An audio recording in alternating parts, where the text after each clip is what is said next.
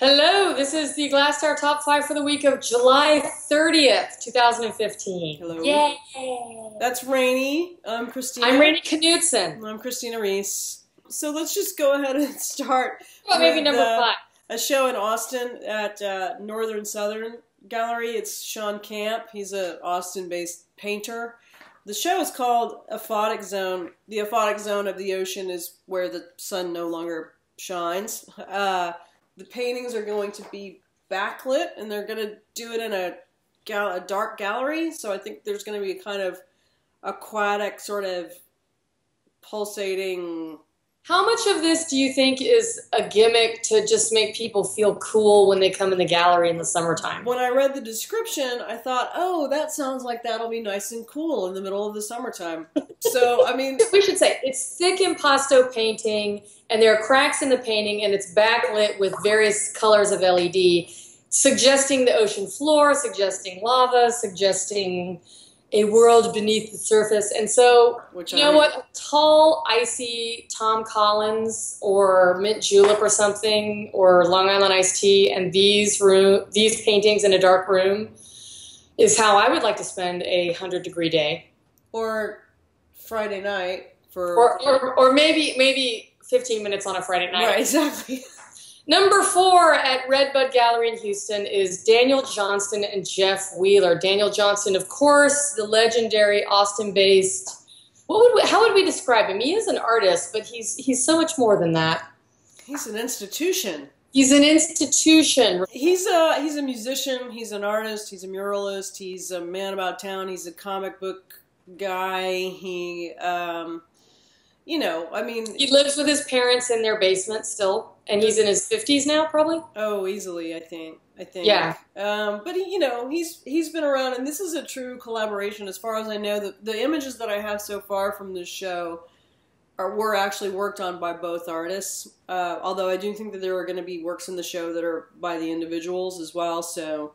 Now, and Jeff Wheeler, I've known, he's a Lubbock-based artist. He's collaborated a lot in the past with his brother, Brian Wheeler. Jeff is... He's become an institution in Lubbock. I saw the very, very first group show he did of Lubbock artists. I think it was in 1999. I was there and met those guys, and you know, he's a huge presence in the Lubbock art scene and larger Texas art scene. But so number 3 this week is Chaos. Chaos. To 2015. There was a nightclub. I lived in Mexico many years ago, and there was a nightclub we went to called Chaos. Yeah. So I have to this is the third year of a big group show that happens at Row 2 Art in Dallas, downtown Dallas. All right, what's your expectation percentage-wise for quality? Well, these are small works by over 100 artists. Yeah, 100+ artists. So, and it is artists from everywhere. It's national and international, but I gotta say it's very, very Dallas heavy.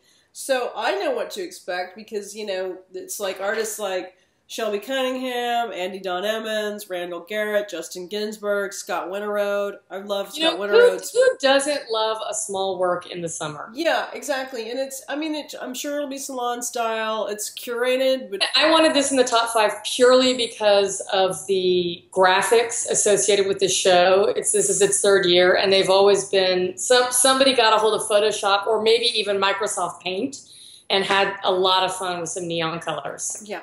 Number 2, Whispering Bayou. This is at the Cam in Houston. It's opening Friday the 31st, tomorrow.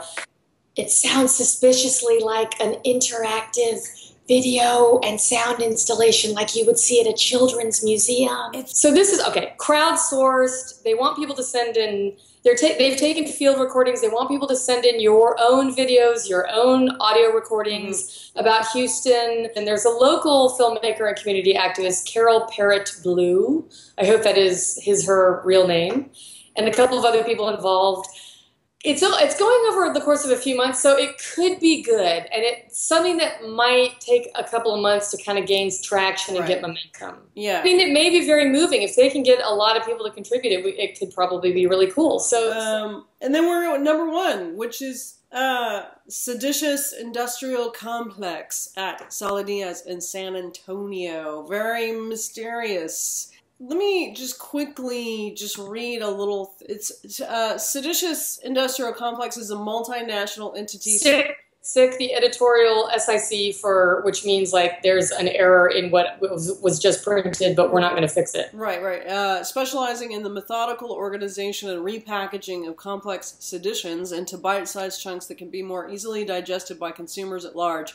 All right, okay, so... What does that mean? This is called the licensing office. That's what this kind of performance ongoing thing is. I'm going to be at a loss for images here. Here's the deal. I'm hopeful that this will be awesome. But it could very well be a couple of people showing up in suits and doing a half-baked performance that's a social critique that doesn't really work. Yes? Oh, well, maybe they'll be dressed up like Julian Assange. This is the one that we were all like, what the hell? It could be awesome.